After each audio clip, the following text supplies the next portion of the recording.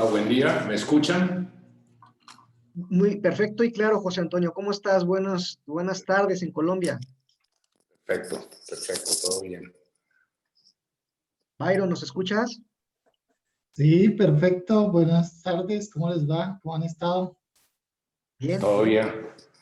Podríamos Todo estar mejor, pero tampoco nos quejamos. muy bien. Ya Excelente. no tarda Omar no tarda en conectarse. Ya seríamos Bueno, los 4. Fantásticos. listo. Muy bien. Ayer hubo problemas con la transmisión. Ayer tuve nuestra presentación especial y arrancó con 13 minutos de 13 minutos de diferencia Sí. porque estaba mala transmisión. Me parece que ya corrigieron los errores y ya hoy estamos ya, correremos en tiempos, ¿no? En los tiempos armados. Bueno, Está Omar excelente. conectándose. Cordial saludo, Omar. Buenos días. Se está conectando todavía.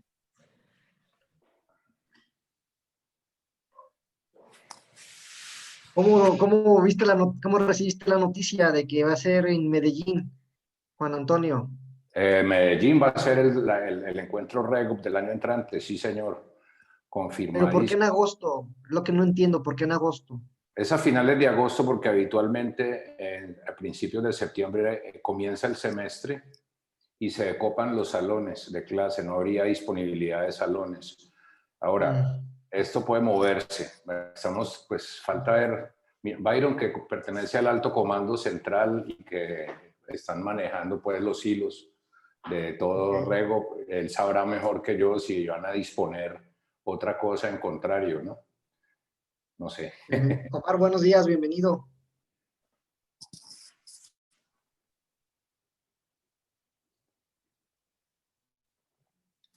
Omar, tienes apagado tu micrófono. ¿Qué Bueno, tal? estamos checando. Buenos días, ¿cómo están? Hola, Bien, muy bien. gracias, buenos días. Saludos a todos. Gente, saludos a Igualmente. todos. Muy contento, porque estamos aquí en el CLAT de manera virtual, ¿no? Entonces, me siento como en Portugal, pero desde Tlajomulco, México, ¿no? Yo desde Zapopan. Así, eso. Hay que ir por una campiriña más tarde para sentirnos más en ambiente eh, portugués. De Muy acuerdo. bien, así hagámosle, ¿no? Pues en 2 minutitos arrancamos, ¿no? Para todas las personas que se están conectando, en 2 minutos damos comienzo de manera puntual. Y saludamos a Manuel Arenilla, que es el responsable de prácticamente de todos los paneles de este eje temático, y le enviamos un cordial saludo. Saludos, Manuel.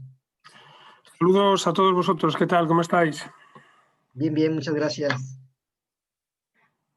Bueno, vamos bien de tiempo, o sea que todo fenomenal. Sí, fabuloso, fabuloso. En 2 minutitos arrancamos para de manera puntual arrancar, Manuel. Muy bien, estamos además muy contentos en la organización porque está todo funcionando muy bien. El Sí. soporte del gobierno portugués es excelente, no hemos tenido ningún problema ni ayer ni hoy. El nivel y eso que tenemos conexiones en distintos países a la vez en muchas ocasiones.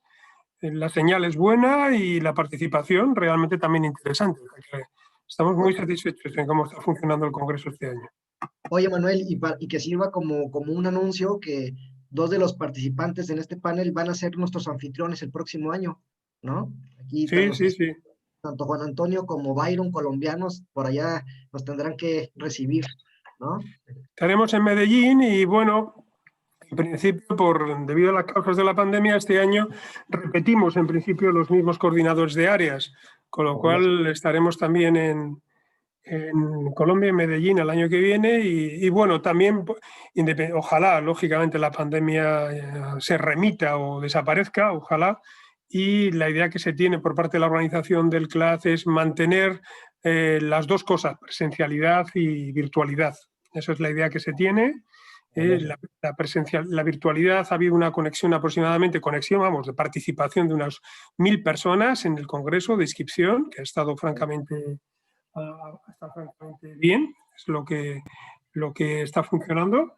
y yo creo que ha venido para quedarse. Muchas de las ponencias además lo recogen, en muchas de las ponencias que se refieren al impacto de la COVID en la administración pública, y se señala así, que efectivamente, pues bueno, vamos a acostumbrarnos, y además para bien, yo creo, en este caso, porque podemos, en algún caso no todo el mundo se puede desplazar, y además permite, bueno, pues permite una flexibilidad y también una mayor participación, ¿no? Yo creo que esto, y además está funcionando, que era un poco lo que teníamos un poco todos, un poco de, no de duda, pero sí de respeto, a ver qué es lo que pasaba, ¿no? ¿sí? Claro que sí. Se aceleraron los tiempos nada más, ¿no? De manera forzosa se aceleraron los Sí, tiempos. ese es uno de los resúmenes del borrador que estábamos viendo esta mañana, de las conclusiones del Congreso, para que lo leerá mañana el secretario general, y efectivamente lo que hemos hecho es acelerar. Hombre, también hay que reflexionar, lógicamente hay que reflexionar. Hay cosas que han ido bien, otras que... y después lo que sí que ya empieza, en fin, los escritos y las reflexiones que hay algunas que ya son muy consolidadas, lo que plantean es que algunas de estas cosas que han venido, que hay que institucionalizarlas, formalizarlas, es decir, que hay que integrarlas dentro de los procesos y las formas de trabajo que tenemos en las administraciones públicas, en la universidad, etcétera. Y bueno, yo creo que hay cosas que estábamos haciendo antes que las hacíamos por inercia, que consumían mucho tiempo, mucha energía y que tampoco teníamos interés. Bueno, yo no me alargo más. Cristian, cuando quieras comienza. Perfecto. Sí, ya, muchas gracias, te agradecemos, Manuel. Y bueno, pues damos comienzo, le damos la más cordial bienvenida a todos y a todas los asistentes a este panel.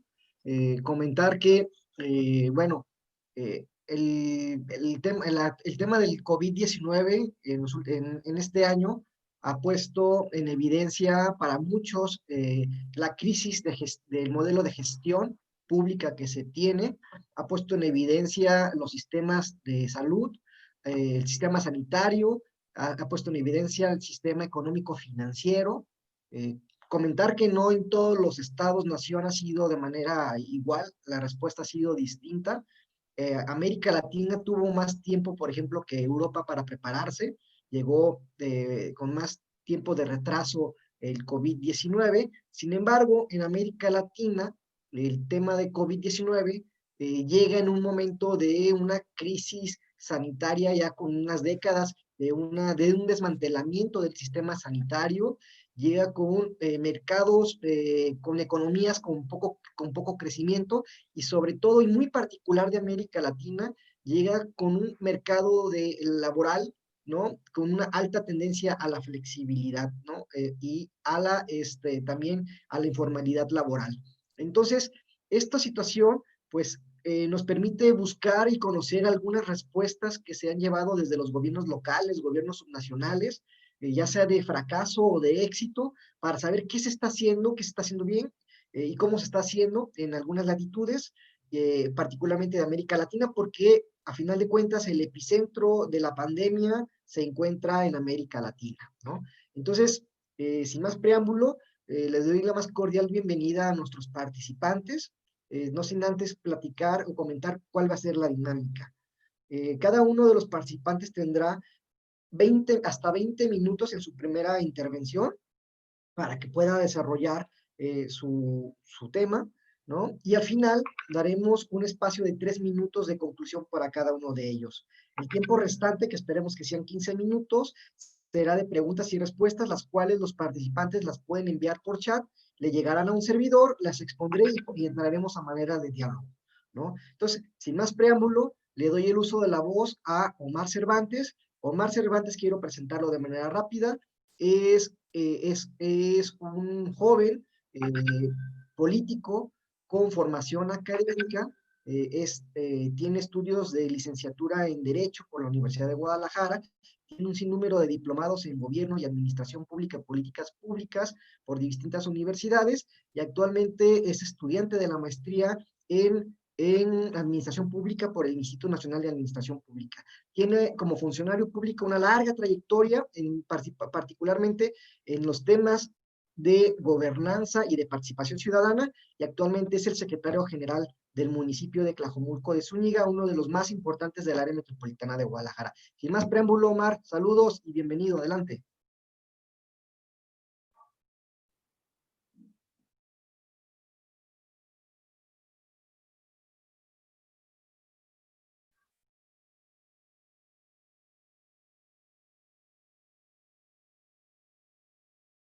¿Sí nos escuchas, Omar? Bueno, parece que sí nos escucha, porque está poniendo su presentación. ¿Se escucha ahí? ¿Sí? Ya, ahora sí, amigo, adelante. Ese tema de si se escucha es la frase más famosa de esta pandemia, ¿no? Sí, oye, Cristian, nada más no puedo activar mi cámara. Parece ser que desde la administración no me dan permiso de activar mi cámara, pero bueno, ya parece que ya se pudo. Ok, Ya, adelante. estamos presentes, ¿vale? Bueno, pues insisto, de nueva cuenta, muy buenos días a toda la gente de Tlajumulco y de México que nos acompañan aquí a través de esta transmisión. Muy buenas tardes a la gente de Lisboa. Saludos a todos los compañeros panelistas, la verdad, muy contentos de estar aquí nuevamente por cuarta ocasión consecutiva en el Congreso Latinoamericano de Administración para el Desarrollo sobre la reforma del Estado y la Administración Pública. La verdad que el que Tlajumulco esté presente en el CLAT nos llena de orgullo, porque esto quiere decir que todavía tenemos algo que contar, ¿no? Y creo que esta gran experiencia como municipio, pues nos ha dejado marcado a todos a través de este tema, ¿no? Cuando nos hicieron la invitación a este panel, hablando de los gobiernos locales como clave para enfrentar la estrategia, perdón, ajá, a ver, hice un problemita para darle seguimiento a la presentación, pero en un segundo, ya está. Los gobiernos locales como clave para enfrentar los estragos del COVID-19. Lo que vamos a hablar hoy es de la experiencia del Ayuntamiento de Tlajumulco de Zúñiga, Jalisco, impartida por su servidor, Omar Cervantes, ¿no?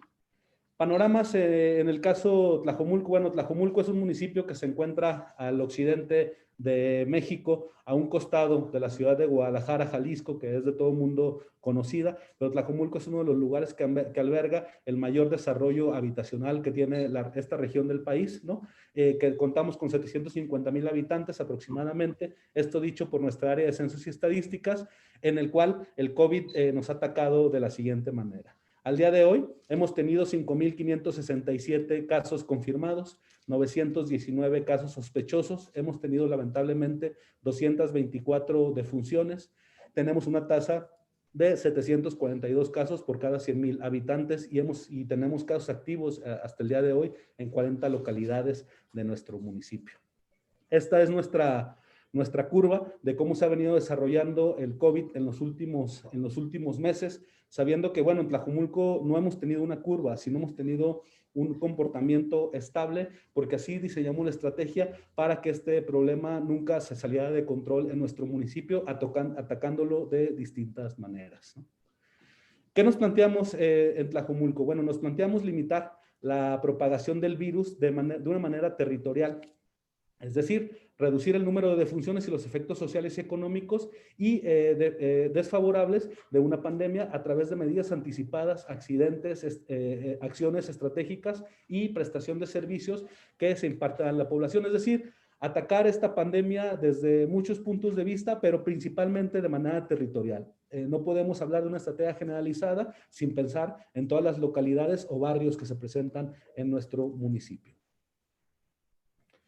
Hicimos por primera vez un plan municipal para atacar una pandemia. Digo, jamás ninguno de nosotros nos hubiéramos imaginado estar viviendo una pandemia en la época moderna, pero sin embargo, como gobierno nos tocó vivirla, nos está tocando administrarla, y lo primero que nos encargó el presidente municipal, el ingeniero Salvador Zamora, es crear un plan, el plan COVID-19, para de manera municipal estar atacando este problema y estar acotándolo en su totalidad en el municipio. Atacando tres ejes principalmente. El primero, evidentemente, el tema de salud, que es un tema de salud pública que debemos estar acotando y ayudando a todos los ciudadanos a que la cosa salga de buena manera. El eje de seguridad social, que también tenemos que generar todas las condiciones para que la ciudadanía de Tlajumulco se siente segura. Y la otra pandemia, que es la pandemia económica, que sabemos que ha sido desastroso para el tema económico estos meses que llevamos como pandemia. ¿Qué hicimos? Instalamos el primer centro de operación de emergencia sanitaria COVID-19, como decíamos hace un momento, que permite brindar y dar propuestas rápidas y oportunas y alineadas al plan COVID-19. Es decir, los ciudadanos se deben de sentir seguros en nuestro municipio porque siempre hay una mesa coordinada, no se toman decisiones a quemarropa, sino tenemos una mesa de crisis en todo momento para poder dar la batalla a este virus que nos está atacando. ¿En qué consiste? Bueno, que el presidente municipal se reúne cada 3 días con su equipo de gobierno para dar todas las condiciones necesarias, dar las instrucciones necesarias, evaluar cada una de las zonas del municipio y así tomar las decisiones de manera oportuna y sacar las cosas bien. Y es una estrategia que nos ha funcionado. Por supuesto, todo esto es de manera virtual, sabiendo que debemos de cuidarnos, debemos siempre de guardar la sana distancia y los funcionarios públicos tienen que ser corresponsables con este hecho y aprovechamos el uso de la tecnología, que ha sido una de las grandes ganancias de esta crisis sanitaria. Preservar la salud, coordinación con el gobierno de Jalisco para la ampliación de pruebas rápidas. En México hubo un gran debate para el tema de pruebas rápidas, ¿no? Cuando hablábamos de pruebas rápidas, el gobierno federal, encabezado por el presidente de México, decía que no a las pruebas rápidas porque iban a ser erróneas. Nosotros decidimos no ir por esa vía. Hicimos una estrategia en conjunto con el gobernador del estado, el ingeniero Enrique Alfaro, el presidente municipal, el ingeniero Salvador Zamora, para realizar pruebas rápidas masivas a los ciudadanos, donde pudiéramos acotar, identificar los casos y aislarlos oportunamente para que no se siguiera expandiendo este virus, ¿no? Otro operativo que hicimos de manera muy contundente fue meternos en un operativo de vigilancia y prevención, creando filtros sanitarios en mercados del municipio, conocidos en México como tianguis, ¿no? Que es donde la gente intercambia sus productos y hace las compras para su canasta básica. Instalamos más de 62 filtros sanitarios, que esto nos ha ayudado a mitigar, porque el estudio lo que nos arrojaba es que en esos lugares era donde estaba la mayor tasa de infectados en nuestro municipio. Donde vemos al funcionario público debidamente protegido, otorgando gel antibacterial a las personas, dándoles cubrebocas, tomando temperatura y haciendo conciencia a todos los ciudadanos para que todo el mundo guardara la sana distancia, llevaran los suministros a su casa, pero que estuvieran cuidados de buena manera, ¿no? Contamos con 6 ventiladores, ¿no? en nuestro municipio.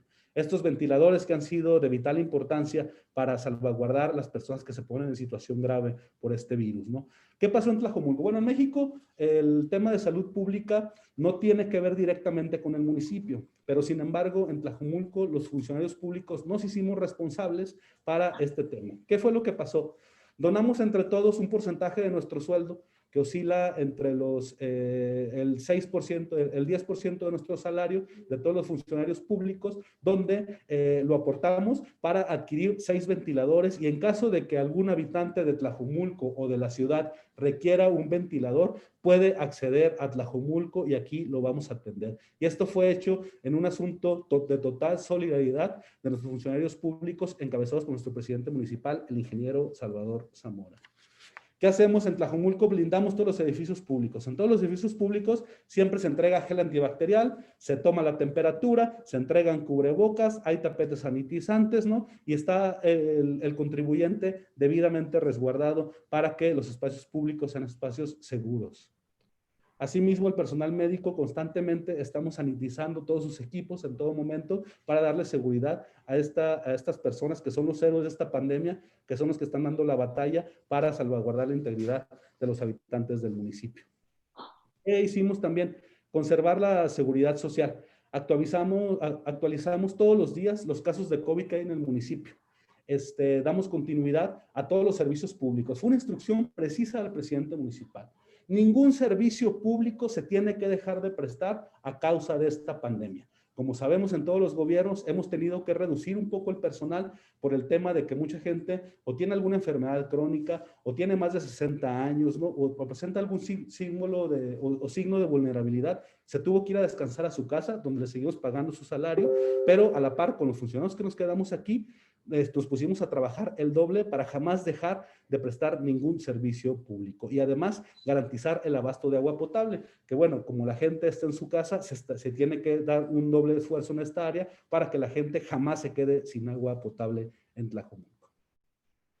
Asimismo, este es un ejemplo de la información. Todos los días, cada 2 días, perdón, el presidente sale a dar una información de cuáles son las localidades con contagio en el municipio. Esto nos ha ayudado mucho a reducir la tasa de contagios porque la gente al saber que hay un caso activo de COVID en su localidad, en su barrio, en su colonia, en su pueblo, no sale a la calle, se resguarda en casa y guardamos la sana distancia entre las familias del municipio.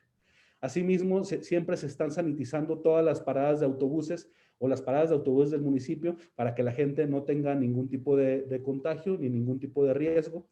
Asimismo, como la unidad el laboratorio del municipio hace algunas pintas en las paradas de autobuses o en espacios públicos para que la gente pueda guardar la sana distancia. Y además hacemos perifoneo con nuestros vehículos municipales, sean como unidades de la policía o de los propios funcionarios, para avisar a la gente que se quede en casa y que no tome riesgos estando en la calle. Asimismo, sanitizamos afuera de los hospitales públicos, donde la gente está de manera constante presente, acompañando a sus enfermos, y también tenemos que salvaguardar la gente que está alrededor prestando servicios en este tipo de zonas.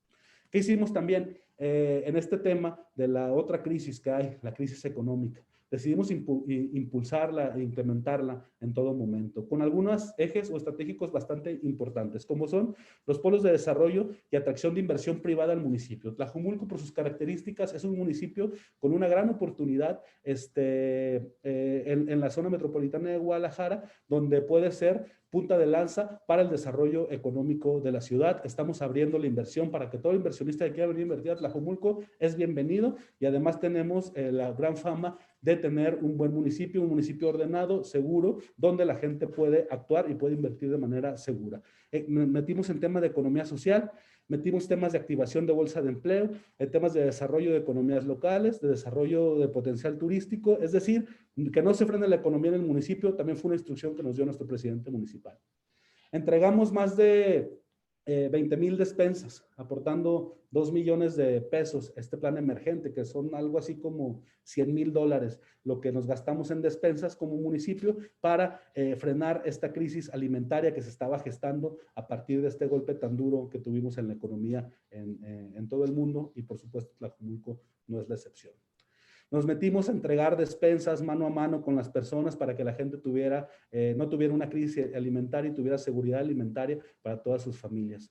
Dimos apoyo para las mujeres. Hubo un gran fondo estatal donde Tlajomulco aportó más de 2 millones de pesos y entregó apoyos a las mujeres del municipio para brindar este tema, partiendo del principio de que siempre las mujeres se reconocen como pilar en la economía de los hogares en México. Efectuamos prórrogas en las contribuciones municipales, es decir, la gente con esta crisis económica pues no podía pagar porque no había dinero circulante en la calle, pero tampoco el gobierno los iba a castigar, es decir, de cobrarles multas o recargos por este tipo de pagos. Lo que hicimos fue un acuerdo político bastante importante con los regidores de nuestro ayuntamiento, donde entre todos decidieron que se iba a hacer una prórroga para que la gente no tuviera incremento en sus contribuciones municipales. Y además creamos un programa que creo que ha sido de las estrellas de esta pandemia, titulado Chamba para Todos. En México, cuando hablamos de chamba, chamba es sinónimo de trabajo. Entonces, este programa quiere decir trabajo para todos. Como es de todos sabido, las personas en el municipio se estaban quedando muchas sin trabajo. Hay una estadística bastante importante en México donde nos dice que la gente no dura más de una semana y media sin trabajo, porque no nos podemos dar ese lujo. Siempre la gente está rotando de trabajo para conseguir y poder llevar sustento a la familia.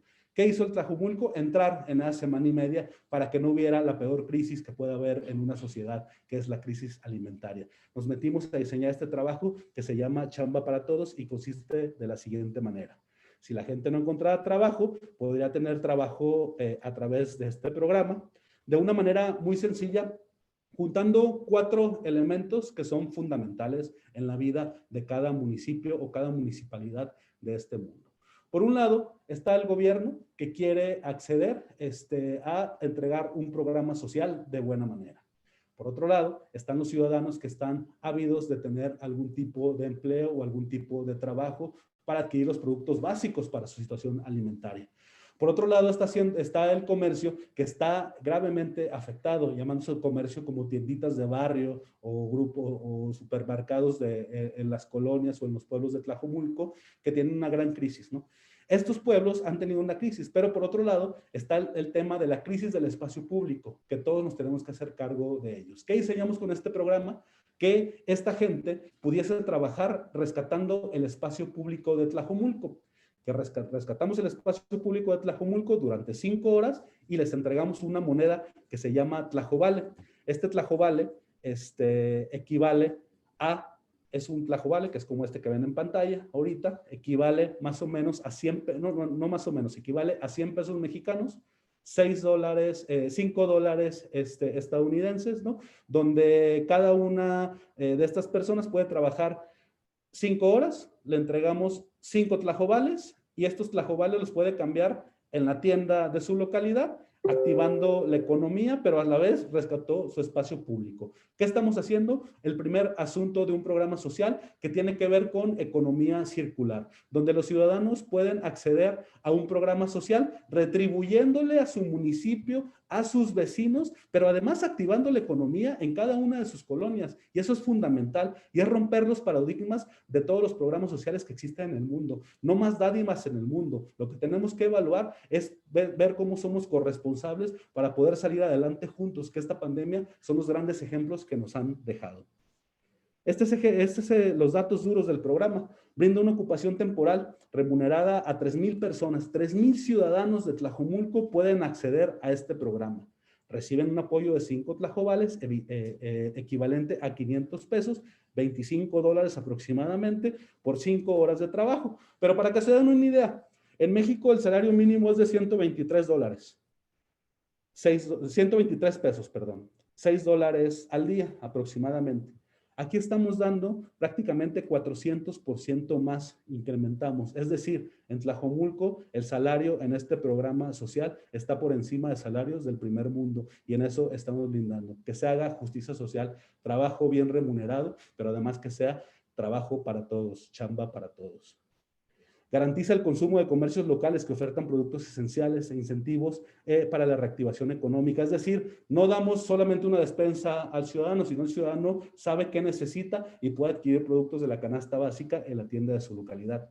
Serán 75 comercios los beneficiarios y rescataremos alrededor de 350 espacios públicos. ¿Escucharon bien? 350 espacios públicos que estaban en el abandono y que han sido rescatados por los mismos ciudadanos de una manera solidaria. Chamba para todos es hacer comunidad. Chamba para todos es fortalecer la economía de nuestros comercios.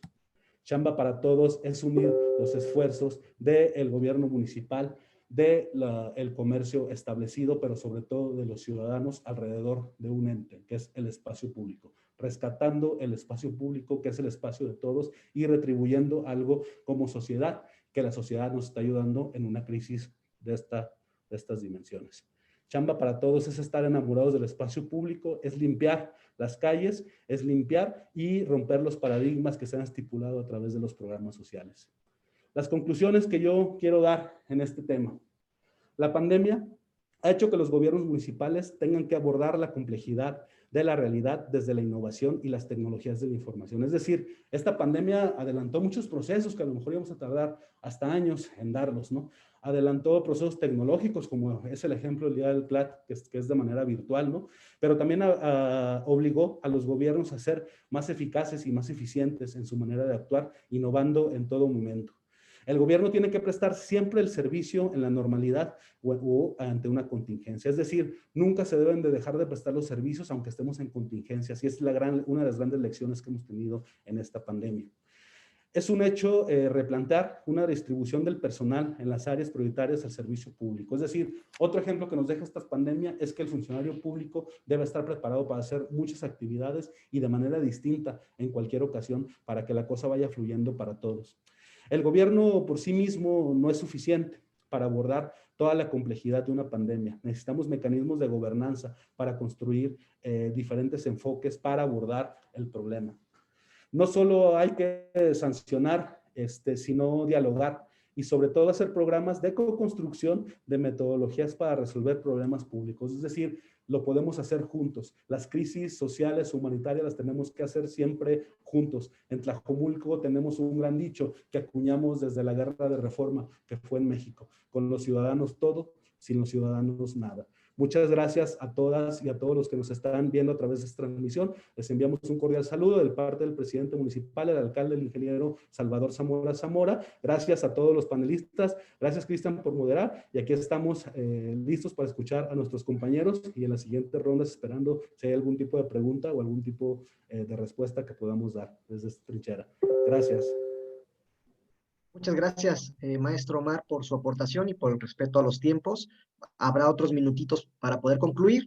Y bueno, sí, sí sería interesante conocer un poquito más sobre este último programa, porque precisamente lo señalaba al inicio, uno de los grandes problemas que tuvo América Latina o que tiene América Latina para enfrentar el COVID es que pues no hay posibilidades, al no existir un seguro de desempleo, no hay posibilidades de que las personas puedan quedarse en casa como si en otras latitudes, particularmente en Europa, donde está el famoso paro, ¿no? Por ejemplo, en España, y que son muy fuertes estos seguros de desempleo en el estado de bienestar europeo, cosa que en América Latina no existe y bueno, se hace complicado enfrentar el tema de la pandemia. Bueno, sin más preámbulo, le damos el uso de la voz a un investigador nacional muy importante y reconocido en Colombia, particularmente en Medellín. Y bueno, pues esperamos conocer su aportación de nuestro amigo, el doctor Juan Antonio Sornosa. Adelante, Juan Antonio. Hola, muy buenos días. Un saludo para todos. Estoy pendiente de confirmar si están viendo mi pantalla, están escuchándome debidamente. Perfecto. Muchas gracias. Entonces vamos con esta breve presentación sobre la gestión de la crisis sanitaria en la administración de Medellín, Colombia. Medellín, Colombia es una ciudad de 2.500.000 habitantes, la segunda capital más poblada, inscrita en un área metropolitana de más de 3 millones de habitantes, con un clima medio, en promedio entre 16 y 26 grados centígrados, y voy a dedicarme a hacer una evaluación detallada de lo que significó el programa Medellín Me Cuida durante el tiempo que ha durado la crisis sanitaria y la crisis económica. El contenido de mi presentación, de máximo 20 minutos, pueden ser un poco menos, aborda primero el tema teórico, el tema de los enfoques y del diseño de la investigación, luego la descripción pormenorizada del programa Medellín Me Cuida, un poco de gobernanza multinivel en el sentido de que no estamos solos y que estamos recibiendo prescripciones de arriba y de abajo. Finalmente, un poco de historia en cuanto a la trayectoria y a la curva de la pandemia en Colombia, para una evaluación final, unas conclusiones de logros y desafíos. Tenemos que iniciar diciendo que Colombia cambió su constitución hace 30 años, en 1991, y allí se consagró que la atención de la salud y el saneamiento son servicios públicos a cargo del Estado, con garantía de acceso a los servicios de promoción, protección y recuperación de la salud para todos los habitantes, nacionales y extranjeros. No obstante, el año siguiente, un par de años después, la Ley 100 del 93 privatiza parcialmente el servicio de salud pública con entidades prestadoras de salud que no son otra cosa que aseguradoras en manos de conglomerados financieros, con servicios pre, post, pago y un sector subsidiado denominado SISBEN y corresponde a la población más vulnerable. Es decir, para poder cumplir el mandato constitucional, los ciudadanos tenemos que recurrir a acciones de tutela constitucional que ordenan la atención obligatoria en salud, mucho más en estos momentos en temas de prevención y vacunación, por ejemplo.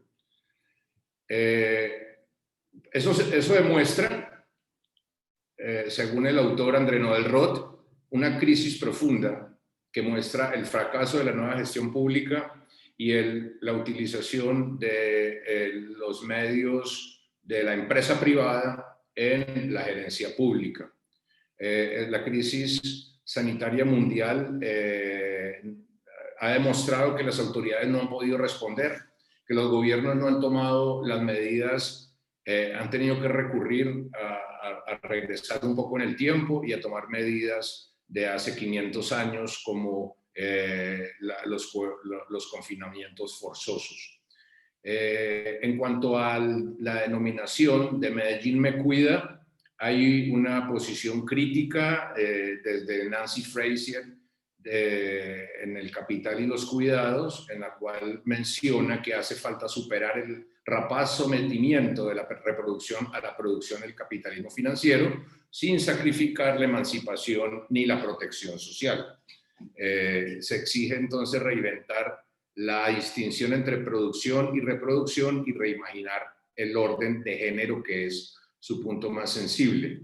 Igualmente, Dolores Comas menciona en su texto la crisis de los cuidados como crisis de reproducción social, una idea semejante, la demostración de la invisibilidad del concepto ante la restricción conceptual y el desplazamiento al ámbito privado, con una dimensión política que contribuye a reproducir las estructuras de poder.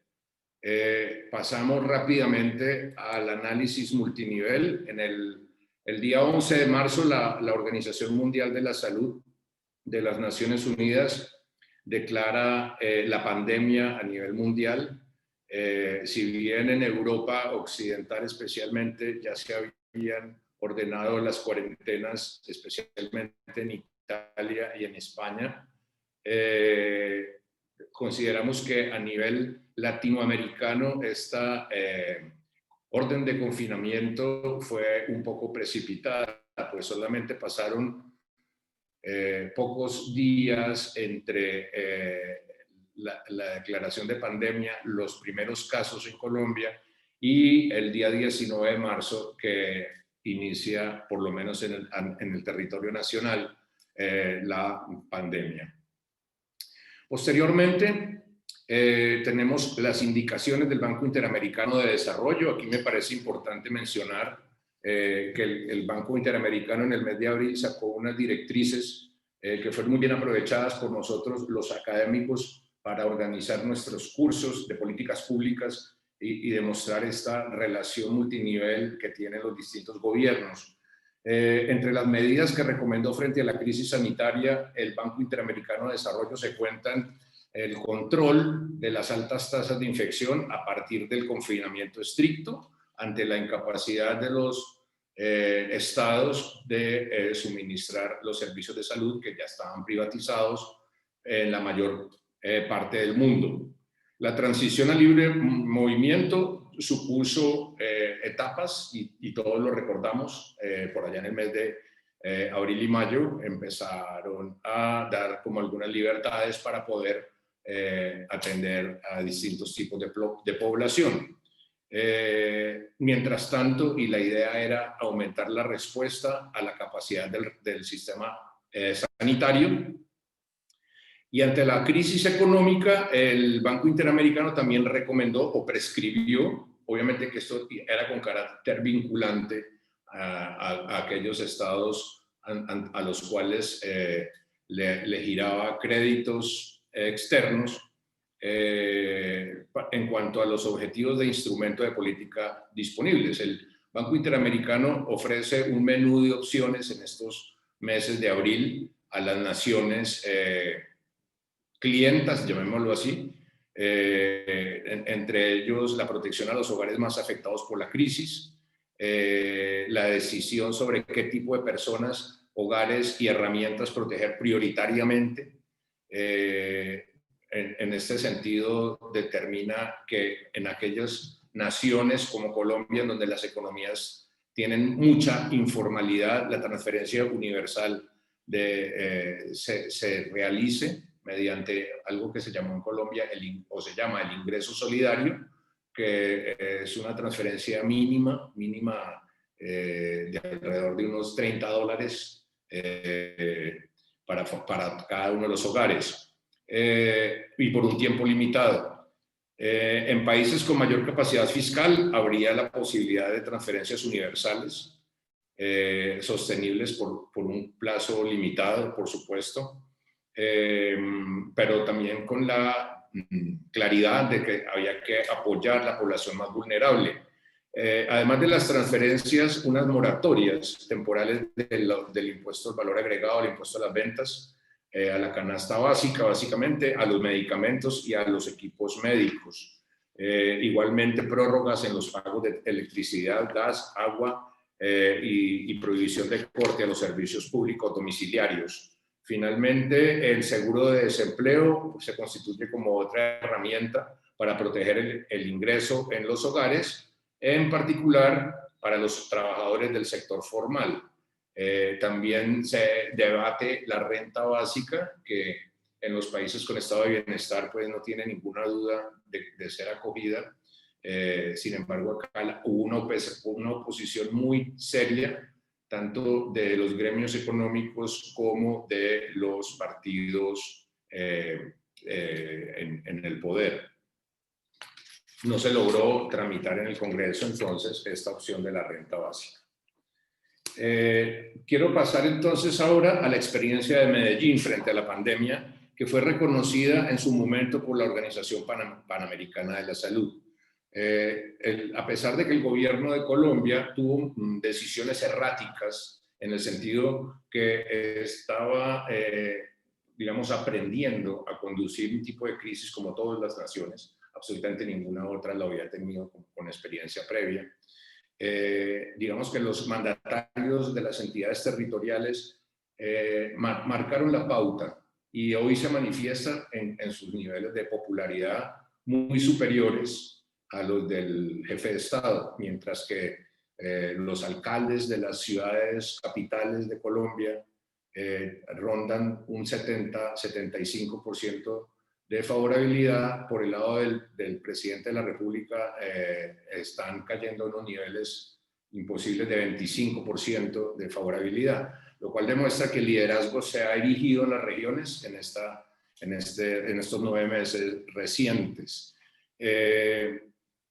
Bueno, en el caso de Medellín, la Organización Panamericana de la Salud destacó la toma de decisiones de manera temprana, la articulación de la red hospitalaria pública y privada y las acciones que al día de hoy se han visto reflejadas en la preservación de vidas humanas.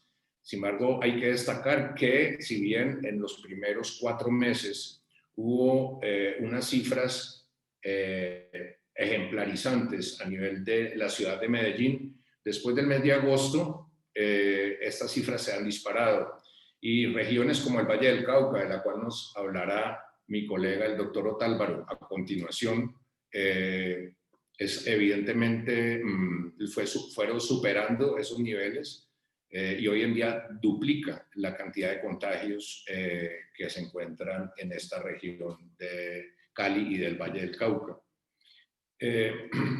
Quiero cerrar entonces este análisis multinivel hablando de la gobernanza, de lo que significa la gobernanza urbana en Medellín.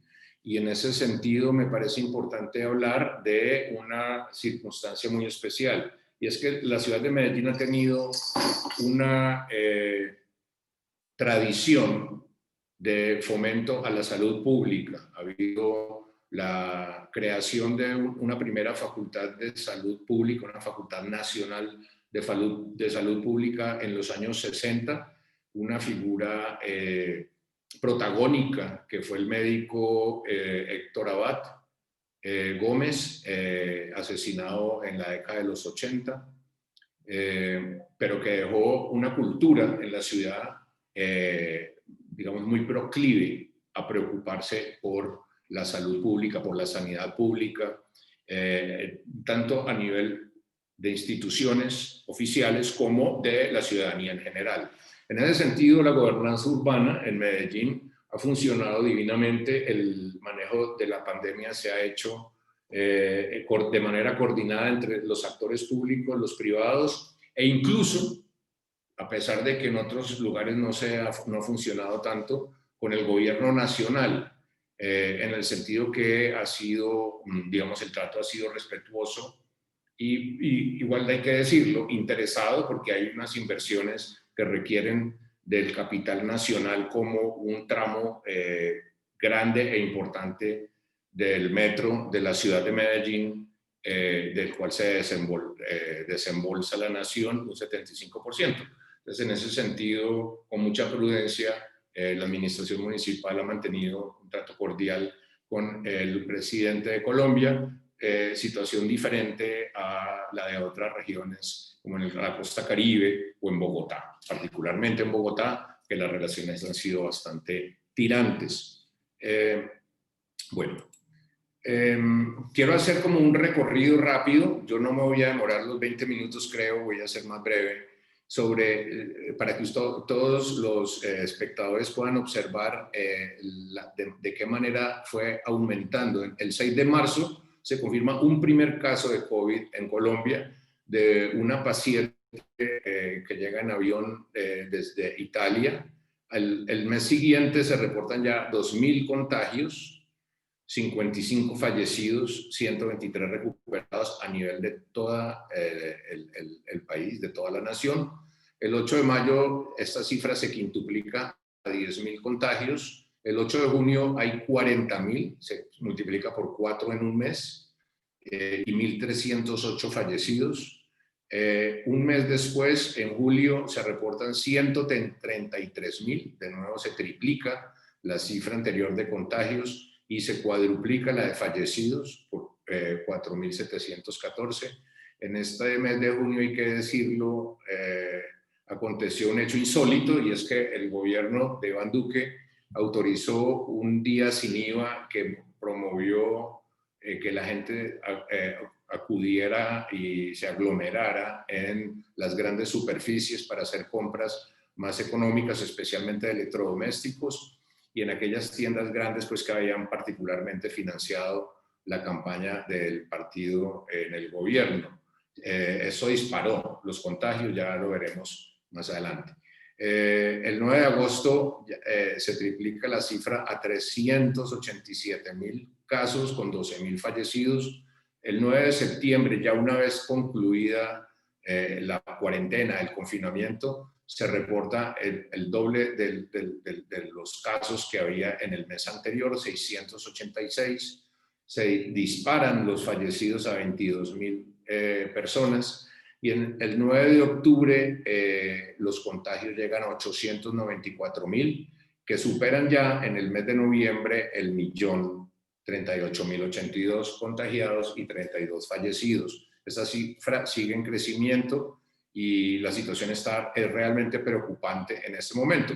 La ilustración de cómo operó estas cifras, cómo fueron aumentando exponencialmente y que disminuyeron un poco después de septiembre, es esta. Desde marzo, en la que se dispara, hasta el 11 de agosto, que se alcanza el pico máximo, y luego con una leve disminución vuelve y sube porque el gobierno sigue realizando días sin IVA en los cuales el manejo de las compras en las grandes superficies se sale de control. El último lo tuvimos el sábado pasado. Por lo tanto, se espera que hayan contagios muy fuertes para la mitad de diciembre, y no se descarta, ya en la noticia salió la información de que el aislamiento continuará hasta el 28 de febrero del 2021. Logros y desafíos. Con esto quiero cerrar, porque pues, no quiero extenderme demasiado hoy. La nueva normalidad implica desafíos mayores a los gobernantes territoriales. Si bien ya todas, por lo menos a nivel de América Latina, el confinamiento estricto y obligatorio ha terminado, siguen habiendo medidas eventuales en ciertos periodos, como los fines de semana ampliados cuando hay días festivos, para evitar que la gente se disipe y haga fiestas o salga de viaje. Lo que se llama toque de queda. Toque de queda para niños, como ocurrió el día 31 de octubre, desde las 6 de la tarde, o toque de queda para mayores después de las 10 de la noche, como son las costumbres en nuestra región. Ahora el seguimiento se va a fijar en las localidades, lo que son las comunas y los barrios de las ciudades, y por supuesto en los municipios pequeños. También la multiplicación de pruebas, de rastreos y de aislamientos selectivos, y por supuesto vincular a las empresas a estos cuidados mediante el escalonamiento de horarios, el teletrabajo y sacarle un poco el cuerpo a estar en espacios cerrados. En el caso de la Universidad Nacional de Colombia, se ha decidido que el semestre entrante, el primer semestre del 2021, será virtual igualmente como han sido los dos que hemos tenido en este año. Obviamente con la protesta de algunos estudiantes jóvenes que por sus razones obvias están ya hartos de esta situación. En cuanto a familias y hogares, se requiere también una actitud autónoma para determinar los rastreos, tener bitácoras diarias sobre los desplazamientos, fechas y horas y las personas con las cuales se han relacionado para hacerle el monitoreo a las infecciones sobrevinientes. Dado que en Medellín no hay certeza sobre el comportamiento del virus, esto significa que se siga fortaleciendo el sistema de salud. En ese momento la ciudad cuenta con 1.000 unidades de cuidado intensivo. Hay un pequeño déficit de unos 150, 200 profesionales de la salud para poder atender todas las 1.000 unidades de cuidado intensivo, que en este momento están en un 80% de capacidad, lo cual significa una alerta importante y preocupante. Se generó una polémica muy grande cuando se propuso desde la alcaldía la invitación a médicos cubanos, por ejemplo, para suplir ese déficit de profesionales de la salud a cargo de las unidades de cuidado intensivo.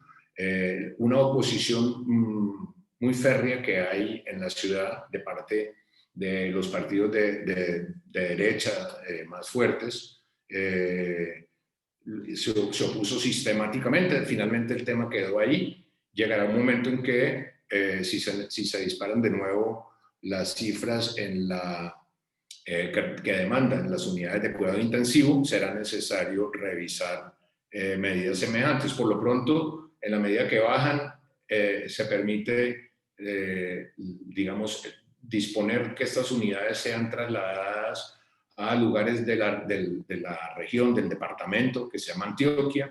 Inclusive se ha apoyado departamentos vecinos del litoral Caribe o del litoral Pacífico, como el Chocó, como Atlántico, que han tenido momentos difíciles, y gracias a esta capacidad superior, digamos, a la media, se ha logrado poner adelante. Básicamente, esas son las reflexiones hasta el momento. Esto no ha terminado, todos lo sabemos. Esperamos que sí, porque Medellín será anfitrión en el próximo año de este evento y por acá todos son bienvenidos. Muchas gracias.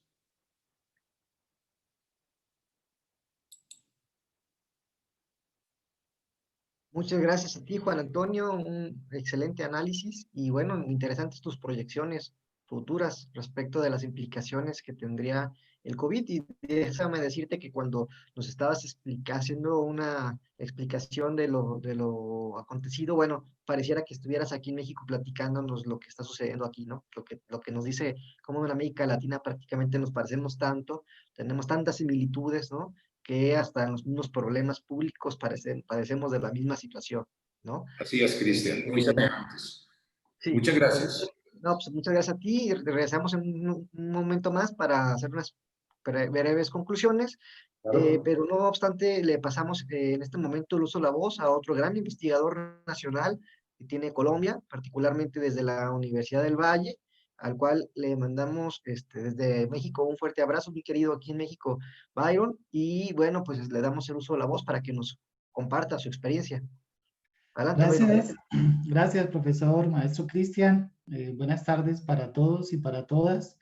Voy para ser ceñido al tiempo que me han permitido, voy a compartir una presentación que he realizado para coordinar un poco mis intervenciones y mis palabras en la sesión de hoy. Básicamente lo que he planteado es un análisis de política social. En esto pues he venido trabajando a lo largo de los últimos 6 años y me interesa mucho como pensar con ustedes y compartir con ustedes la reflexión sobre los problemas de las políticas sociales en el marco de una pandemia como la que tenemos en la actualidad. He titulado mi ponencia Choque Viral, las políticas sociales entre la emergencia y la mercantilización en Colombia. Yo pues trabajo en el Departamento de Administración y Organizaciones de la Facultad de Ciencias de la Administración de la Universidad del Valle y desde ahí realizo mis planteamientos. Bien, básicamente lo que yo podría decir es que en este momento nosotros tenemos unas profundas disputas teóricas y metodológicas en el campo de las políticas sociales. Un poco lo planteaba Juan Antonio Sornosa cuando argumentaba estas dificultades de la gobernanza en la actualidad. Digamos, hemos idealizado las políticas, la forma de gobernar los territorios y también hemos idealizado el papel de las ciudadanías en, digamos, la intervención de los asuntos públicos. En este momento, yo creo que la pandemia lo que nos hace es afianzar un poco más estas disputas teóricas y metodológicas que tenemos en la actualidad. Creo que las políticas sociales pues tampoco tienen que pensarse de una forma técnica o neutral. Lo que sí se deberíamos hacer en términos de política social es pensar en un modelo de sociedad deseable, un modelo de sociedad que nos pueda de alguna manera aglutinar a todos y todas en el futuro. Y se requiere de alguna manera pensar en una multiplicidad de miradas o enfoques sobre lo que significa hoy la complejidad de la pandemia. La pandemia de alguna manera nos ofrece una mirada sobre el caos que hemos vivido en los últimos meses, el desorden y el orden que se viven al mismo tiempo en estos procesos. Los gobiernos en algunos momentos no saben exactamente cuáles son las medidas que tienen que impulsar, la ciudadanía no sabe cuáles son las medidas que tiene que acatar, y en ese orden y desorden, pues lo que se viene configurando es un caos que nos muestra la complejidad de enfrentar un fenómeno nuevo que yo he llamado un choque viral, un choque que hace una nueva forma de pensar en lo productivo, en lo social, en lo económico, en lo cultural y en lo político en nuestras sociedades. Particularmente lo que uno podría decir es que en América Latina la política social pues básicamente tiene diversos regímenes de bienestar o ha configurado diversos regímenes de bienestar. Ahora el maestro Cristian lo planteaba, la dificultad que ha sido para los gobiernos latinoamericanos de configurar unos estados de bienestar fuertes y sólidos. En América Latina no lo hemos tenido, lo que hemos logrado consolidar son unos regímenes de bienestar que trataré de mostrar rápidamente. Básicamente lo que nosotros hemos tenido son regímenes de bienestares universal, que garantizan derechos universales, como en Uruguay o Costa Rica, que han enfrentado un poco mejor estos fenómenos de la pandemia. Y hemos tenido también en América Latina la construcción, hemos evidenciado la construcción de unos regímenes de bienestar dual.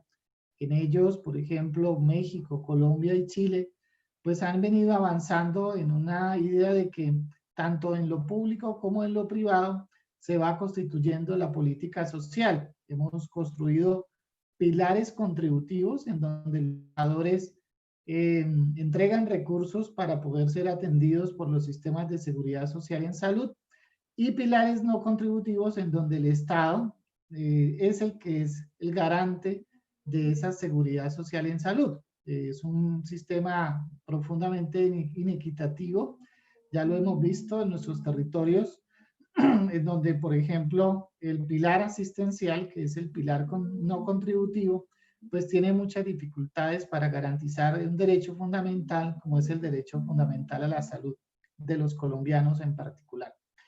También en América Latina uno puede observar unos regímenes de bienestar excluyentes, que son profundamente limitados, regresivos. Esto es especialmente evidente en Centroamérica, en Salvador, Guatemala, Honduras, Nicaragua, en donde los ciudadanos tienen muchísimas dificultades para poder acceder a los servicios de seguridad social en salud. Y también nosotros lo que hemos venido configurando en América Latina y particularmente en Colombia y en las grandes ciudades es un régimen de bienestar informal. Las economías nuestras son economías informales e ilegales, fundamentalmente. esas economías son las que ahora son evidenciadas, son desnudadas con la pandemia del COVID-19. Aquí lo vemos, cómo es la inversión en programas de seguridad social, en programas de protección social. En Colombia, nosotros tenemos el programa de Familias en Acción. Ahí están vinculadas 11.719.000 personas. En Brasil, que es el que ocupa el primer lugar en el mundo de este tipo de programas de transferencias monetarias condicionadas, las personas vinculadas a estos programas son de 57 millones de personas, o sea, es realmente un grupo muy amplio, muy significativo. En México son 32 millones de personas más o menos las que están vinculadas a programas de transferencias condicionadas. Un poco lo planteaba Juan Guillermo ahora y era, digamos, esta es la receta que se le ha entregado a los gobiernos para poder suplir las deficiencias de los mercados. Pero estas recetas son insuficientes a la hora de enfrentar una pandemia que no solamente afecta a la población empobrecida, a la población excluida, sino que también afecta al conjunto de la sociedad. Y no hemos logrado construir políticas sociales universales para las ciudadanías en América Latina y especialmente en Colombia. Nosotros en Colombia y en América Latina nos debatimos entre si hacemos universalización o focalización. Realmente lo que más se ha desarrollado en nuestro contexto es la focalización. En universalización, por ejemplo, nos falta trabajar en contratos sociales fuertes. Algunos ejemplos, como en Uruguay, han venido avanzando.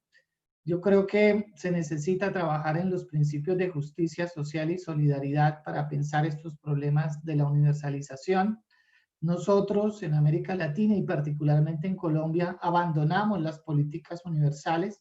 Esto lo vemos con la población adulto mayor, con la población en proceso de envejecimiento, que hoy es la más afectada por la pandemia del COVID-19. Esta población en particular, no tiene garantías sociales para enfrentar un fenómeno tan duro como estos. Casi el 90% de los fallecidos son personas en proceso de envejecimiento o envejecidas. No hemos logrado avanzar en un desplazamiento hacia lo inclusivo.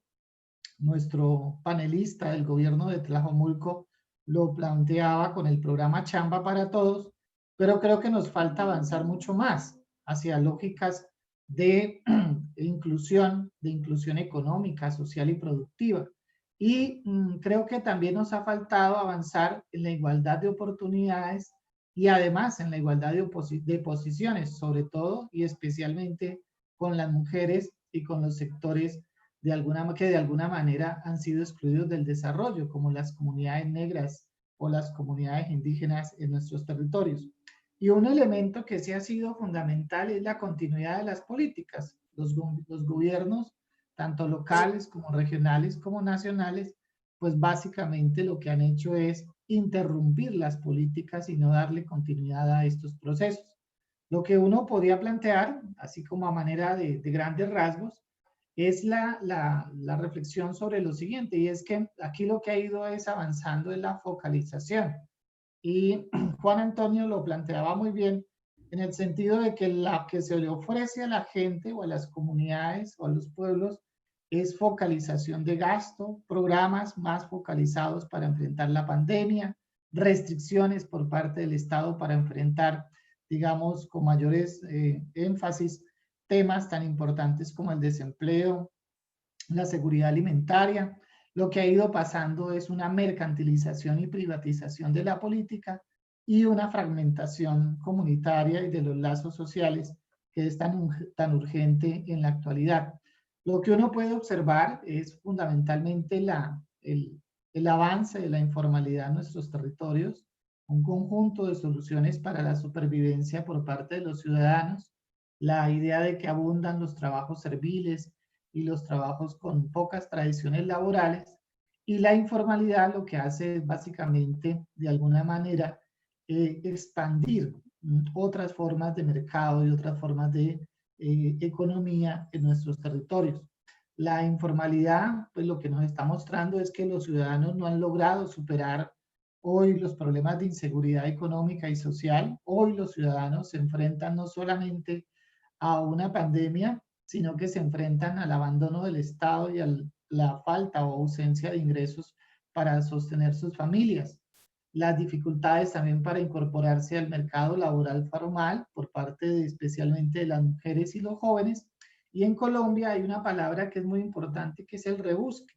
En el rebusque están todos los miembros de la familia en la actualidad, en términos de ingresos y patrimonios, sin, digamos, el apoyo importante o significativo del Estado. Y el Estado participa de manera residual en la incorporación de los sujetos que están en la informalidad. Y yo creo que, digamos, una nueva amenaza no es solamente la informalidad, sino la criminalidad.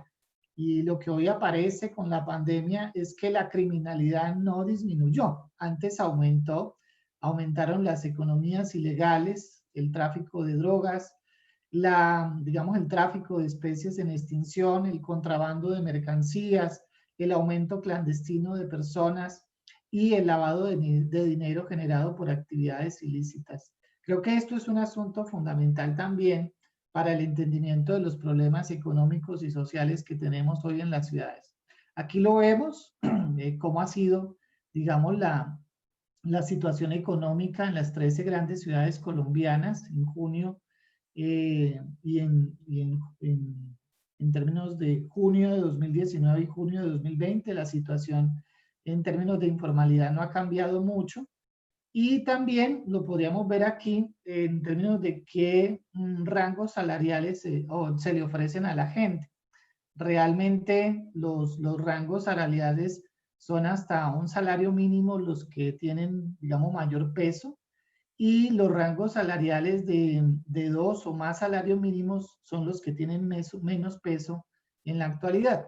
Y el desempleo, pues el desempleo lo que ha hecho es la tasa global de participación, ocupación y desempleo, lo que ha ido es en aumento. Nosotros llegamos casi a un 22% de desempleo y ahora tenemos un 15.8% a septiembre de 2020, que es la tasa que más actualizada tenemos. Entonces, lo que uno puede ver es que las respuestas frente a la emergencia han sido la focalización. Y la focalización en términos de leves aumentos presupuestales en salud, en términos de la entrega de asistencia, en términos de entregar bonos a familias y a sectores sociales específicos como los jóvenes, los más vulnerables, a distribuir alimentos en sectores más vulnerables o empobrecidos de la sociedad colombiana, y a persistir, digamos, en la idea de que la focalización es la alternativa para salir de las situaciones de desigualdad y exclusión en que nos encontramos los colombianos. Yo creo que eso ha sido una de las dificultades más fuertes en términos de política social. Y en el elemento que a mí me llama la atención en los últimos meses es la idea de que se le entreguen tímidos subsidios empresariales a sectores que son estratégicos en la actualidad, como las MIPYMES y las pymes, que creo que ahí sería importante avanzar en una política mucho más agresiva para estos sectores. La alternativa que se ha planteado, que creo que sería la más importante y significativa hacia el futuro y sería orientada a las lógicas más de políticas universales, creo que sería la renta básica. La renta básica tiene 3 grandes principios: el derecho a la ciudadanía, por, digamos, la universalidad, por el hecho solamente de ser ciudadano, la idea de la individualidad, a cada ser humano debe entregársele la renta básica universal, y la incondicionalidad, independiente de su nivel de ingresos. Esto me parece supremamente importante, sobre todo para los sectores de estratos medios, que hoy se quedaron sin empleo, se quedaron sin ingresos, y que tienen de alguna manera mayores situaciones, mayores complejidades a la hora de enfrentar una pandemia como la que tenemos en la actualidad. Lo que se ha hecho en Colombia es una renta básica universal disfrazada.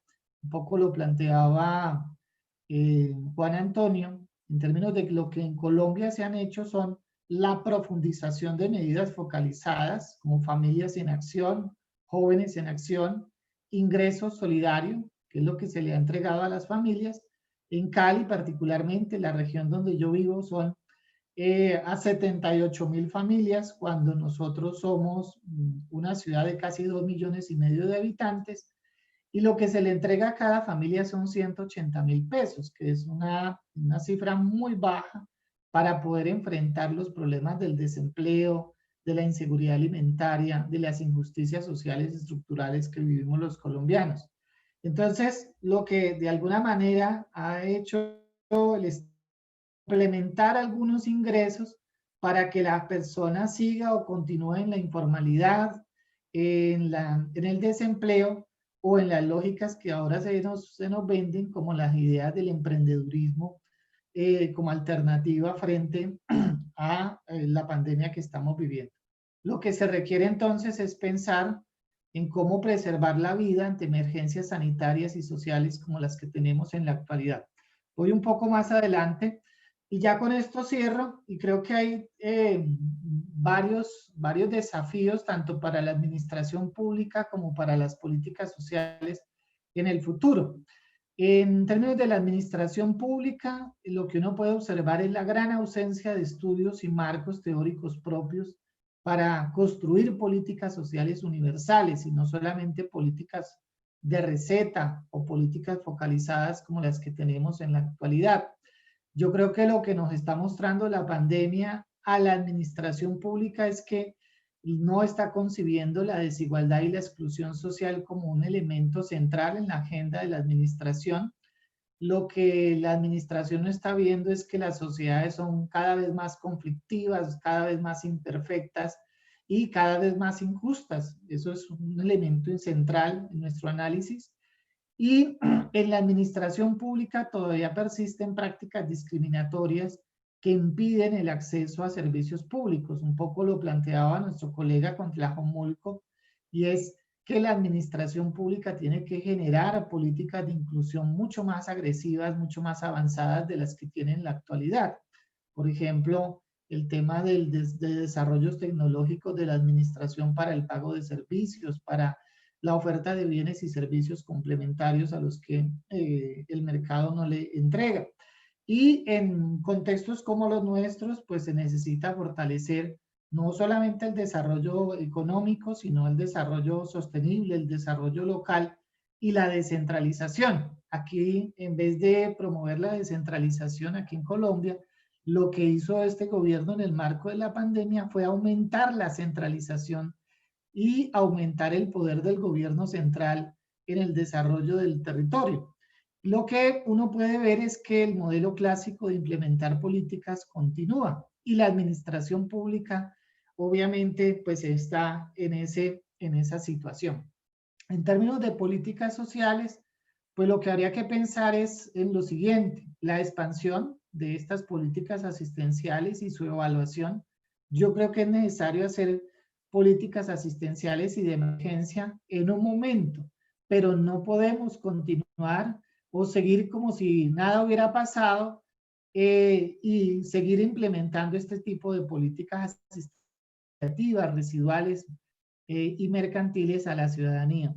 Yo creo que lo que uno tendría que pensar ahora es, bueno, se negó la renta básica como lo planteó Juan Antonio, pero habría que ir hacia adelante, pensar es cuáles son las opciones de renta básica que tendríamos en Colombia, si es una renta básica desde el gobierno nacional o es una renta básica desde los gobiernos locales. Los gobiernos locales tampoco, digamos, han ideado o construido iniciativas en este sentido.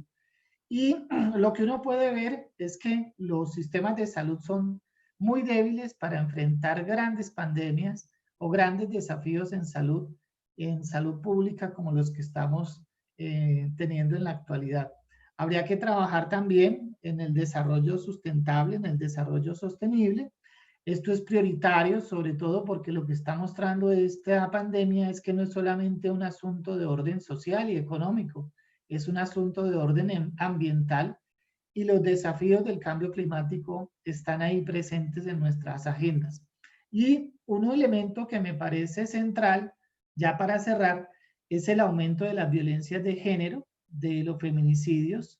Las mujeres han sido de alguna manera uno de los grupos humanos más golpeados con esta pandemia y habría que trabajar en políticas mucho más agresivas de inclusión, en políticas de género, en políticas universales de género y diversidad para pensar los problemas que hoy tenemos en términos de violencia de género. Y finalmente, un asunto que lo tocaba Juan Antonio al final, que yo creo y me parece supremamente importante, es el aumento de las brechas tecnológicas. Hoy la educación se enfrenta al desafío de la tecnología. Vamos a continuar de esta manera en la educación superior, en la educación básica y en la educación secundaria. ¿Qué hemos aprendido? ¿Qué nos falta por construir? ¿Cómo avanzar en una política educativa que incorpore los desarrollos tecnológicos y además que realice una evaluación de lo aprendido hasta ahora? Bueno, muchísimas gracias.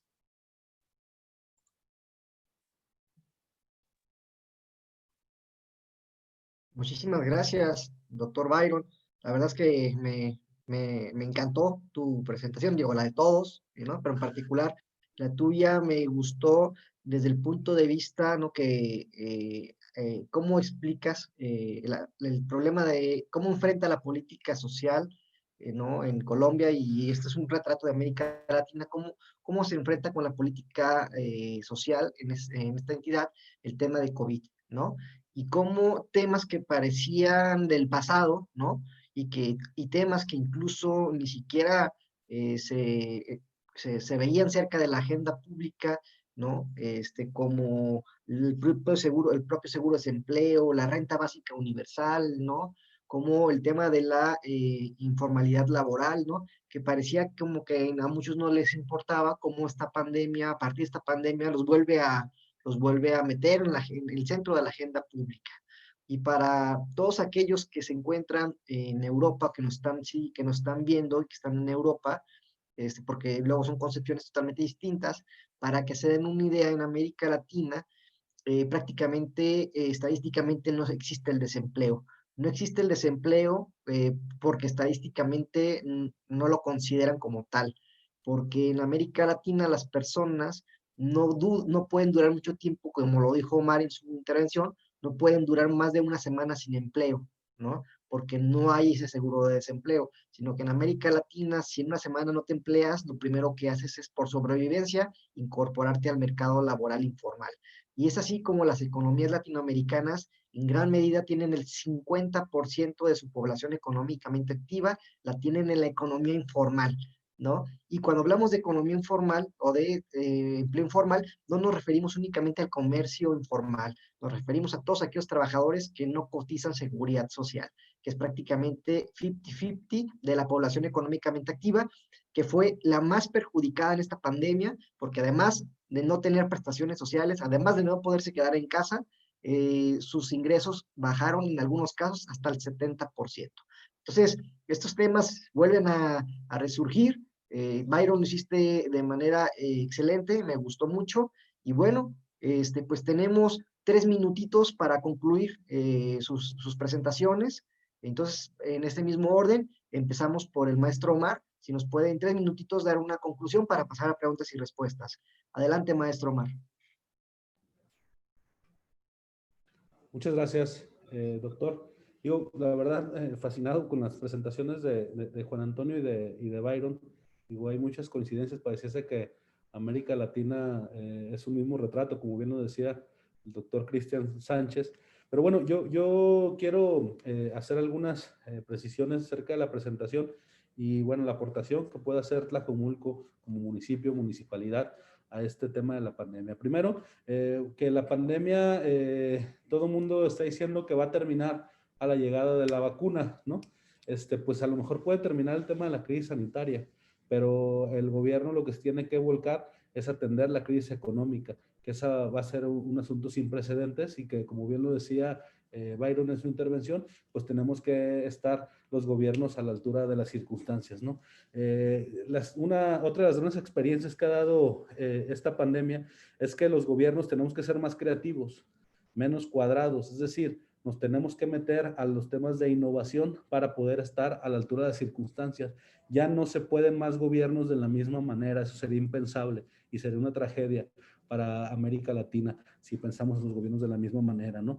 Pensando en el uso de, como bien lo decían, de tecnologías, de la información, pensando en el uso de profesionalización de servidores públicos, pensando en la buena calificación que deben tener los funcionarios, ¿no? Pensar que los municipios o las municipalidades estamos acostumbrados solamente a administrar territorio, pero esta pandemia lo que nos debe dejar de lección es que también administramos vidas y esas vidas tienen que ser bien administradas por los municipios para poder generar políticas públicas, ¿no? Porque hoy más que nunca los gobiernos locales cobramos gran importancia en este tipo de estrategias porque todos los problemas o todas las estrategias que tienen que hacer se tienen que aterrizar de la mano de los gobiernos locales, si no sería impensable estar en este sentido, ¿no? Tenemos que tener, yo exhorto siempre a más foros de esta naturaleza. Iberoamérica tiene que estar unida, tenemos que compartir siempre toda la información y todo el conocimiento para que esto salga adelante. La cosa que no se nos ocurre a uno se nos puede ocurrir a otros y tenemos que irla evaluando sin ser el afán de que sea un asunto de copias o ocurrencias, sino adaptar modelos a las realidades de cada una de las municipalidades, pero sabiendo que, o viendo las estadísticas, pues viendo que somos muy, muy parecidas, ¿no? Entonces en Tlajomulco vamos a impulsar con el programa, vamos a seguir con el tema del programa de Chamba para Todos, porque debe haber trabajo para todos siempre. En Tlajomulco también tenemos otro programa que no alcancé a platicar por motivos del tiempo de la presentación, pero que se llama Renta tu Casa, donde el gobierno nos metemos para subsidiar el 70% de la renta de las viviendas, ¿no? El 30% se paga por parte del arrendatario y el arrendador tiene la garantía de que el gobierno municipal es el garante de que le va a llegar el apoyo de manera directa y así es un apoyo de dos vías, ¿no? Tanto para el arrendador como para el arrendatario, ¿no? Tlajomulco tenemos una crisis de vivienda bastante grande, ¿no? Ya que es el municipio de México, el segundo municipio en México con mayor crecimiento habitacional en el país, entonces eso nos tiene de un problema de tamañas dimensiones, ¿no? Y esta pandemia lo que ha hecho, pues, es acrecentar las brechas, ¿no? Económicas, sociales, tecnológicas y todo, y lo que hemos visto que el gobierno municipal tiene que ser un actor fundamental para poder cumplir y llevar a cabo bien estas estrategias y poder salir de esta pandemia y de todos los problemas que vengan para nuestro municipio. No queda más que agradecer. Muy contento de estar nuevamente, repito, por cuarto año consecutivo en el Congreso Latinoamericano de Administración para el Desarrollo, CLAD. Tlajomulco siempre va a ser presente porque Tlajomulco siempre quiere ser o vamos a ser protagonista para hacer buenos gobiernos y crear buenas políticas públicas para los ciudadanos de Tlajomulco y del mundo. Muchas gracias a todos. Juan Carlos, Byron, Cristian, gracias totales y nos vemos pronto. Nos vemos en Medellín el próximo año. Muchas gracias, Omar. No te nos vayas todavía porque falta la sesión de preguntas y respuestas, pero muchas gracias por tu participación, adelantadas. Y bueno, le pasamos el uso de la voz hasta 3 minutos a Juan Antonio. Claro que sí. Reitero la invitación para todos y todas a Medellín el año entrante, en el Congreso CLAD número 26, 26º. Mis conclusiones se refieren básicamente al tema de mi ponencia, que se refiere al programa Medellín Me Cuida. Es un programa que evidentemente logró posicionarse en el concierto nacional con una acogida muy grande de inscripciones voluntarias, no era de otra manera sino voluntarias, pero condicionadas para que quien quisiera trabajar con sus empresas y sus trabajadores durante el periodo de confinamiento obligatorio y hoy en día frente a las medidas aisladas de toques de queda, etcétera, pudieran hacerlo. Tal vez se me escapó durante la ponencia explicar que a partir del 4 de mayo pasado el registro sí fue obligatorio para las empresas y alcanzaron a inscribirse masivamente 65.000 empresas alrededor en la plataforma, de las cuales ya 33.000 en ese momento contaban con protocolo aprobado, y se autorizaron alrededor de 500.000 de personas empleadas para que tuvieran libre movilidad, libre circulación durante el periodo del confinamiento, particularmente, pues, obviamente las empresas de los sectores que requerían estar en movimiento, como por ejemplo los trasteos, las mudanzas, entre otras cosas. Pero claro, estas medidas tienen un efecto colateral, un efecto secundario, y es que dentro de un estado de emergencia, como el que obviamente nos cubre durante este periodo, se vulneran necesariamente los derechos a la libre circulación, pero muy especialmente, y en eso ha habido revuelo en la ciudad, con el derecho a la intimidad, por aquello de los rastreos y de los seguimientos, no solo a las personas, sino a sus grupos familiares y bien a las personas que están relacionadas. Si bien es un asunto provisional, temporal, transitorio, las personas, especialmente la oposición a los gobiernos que han adoptado estas medidas, lo han planteado de manera muy vehemente, algunas veces de manera infundada, por supuesto, frente a algunas consecuencias, pero obviamente estas circunstancias, pensando en el horizonte, pensando en lo que está por venir y que vamos a terminar el año entrante en una situación bastante semejante a la que nos encontramos hoy, noviembre 26 de 2020, es bueno irnos acomodando. Finalmente, cierro mi participación indicando que desde la Universidad Nacional de Colombia, desde la Facultad de Ciencias Humanas y Económicas de la sede de Medellín, queremos apoyar a todos los académicos, estudiantes y docentes e investigadores que están interesados en realizar investigaciones comparativas entre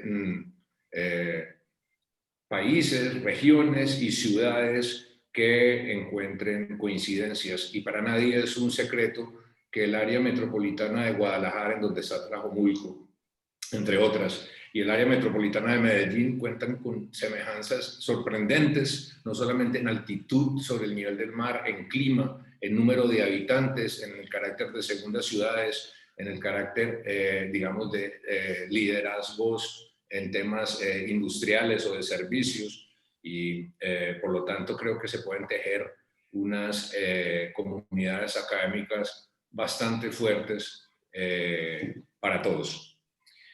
Reitero la invitación para toda Latinoamérica, toda Iberoamérica, noviembre de 2021, Medellín, sede de la CLAD, del Congreso de CLAD. Muy buenas tardes.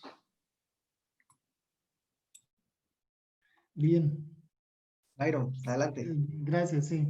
No, yo voy a plantear 4 grandes ideas que son, a mi criterio, las ideas fuerza que tendríamos que pensar en estos temas. Uno, ahondar en políticas sociales que planteen claramente cuál es la idea de bienestar material para las sociedades. En eso no hemos avanzado, se requiere un avance significativo en un andamiaje de política social que permita ver con claridad cuáles son los beneficios materiales y simbólicos que tiene construir políticas sociales fuertes para los países. 2, en términos de la administración pública, yo creo que la administración pública latinoamericana no ha logrado interpretar el caos que ha significado la pandemia del COVID-19 y la complejidad que tiene el COVID-19 en nuestros contextos. Yo creo que ahí es importante pensar en esta perspectiva.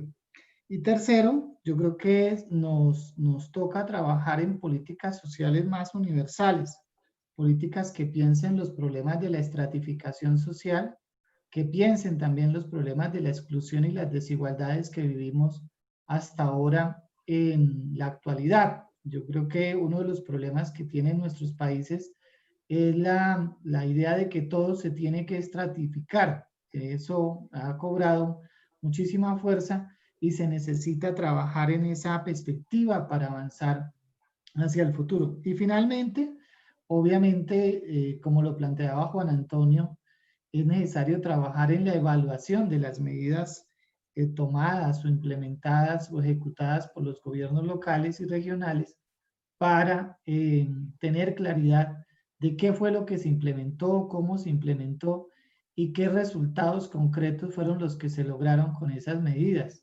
En el futuro vamos a tener nuevas pandemias y si no evaluamos lo que ahora pasó, ¿cómo vamos a enfrentar esas nuevas pandemias sin la evaluación y el seguimiento de lo que hicimos en la actualidad? Bien, muchas gracias. Sí, muchas gracias. Tenemos dos preguntas, pero me están diciendo que ya nos quedan 2 minutos. Entonces, pues les pediría, Byron, que no nos tomáramos la foto o que alguien nos hiciera el favor de nuestros amigos de tomarnos la foto final, ¿no? De despedida. Y si pueden dar sus correos electrónicos para que el público les pueda enviar unas preguntas, porque ya no hay tiempo por aquí para poderlas responder, si son tan amables. Bueno, para la foto, un cordial saludo y abrazo a todos. Gracias por la asistencia. Y bueno, que ustedes al final de cuentas digan dónde los pueden conectar, dónde los pueden localizar, por favor, ya para cerrar esto. Adelante, Omar. Sí, mira, mi correo electrónico es omar.cervantesrivera@gmail.com y mis redes sociales son Omar Cervantes Rivera en todos los canales, Twitter, Facebook, Instagram, cualquier cosa, pues estamos aquí a la orden. Muchas gracias. Bien, yo dejé mi correo aquí en el chat, es byron.talvaro@correounivalle.edu.co, ahí me pueden encontrar. Gracias, Juan Antonio. Igualmente lo estoy poniendo en el chat. He tenido alguna dificultad con el signo arroba. Lo voy a obviar para poderlo superar. Pero aquí está mi correo en el chat, obviamente con arroba en la mitad. Bueno, pues muchas gracias. Y si no hay más, buenas tardes y nos vemos en Medellín el próximo año. Muchas gracias. Muy bien, Saludos. excelente. Muchas gracias. Un abrazo. Muy buenas tardes y muchísimas gracias por la intervención y por ajustaros al tiempo. Muchísimas gracias. Gracias, Un Manuel. abrazo para Saludos. todos. Chao. Bye. Hasta luego. Hasta luego. Hasta luego. Bye. Listo.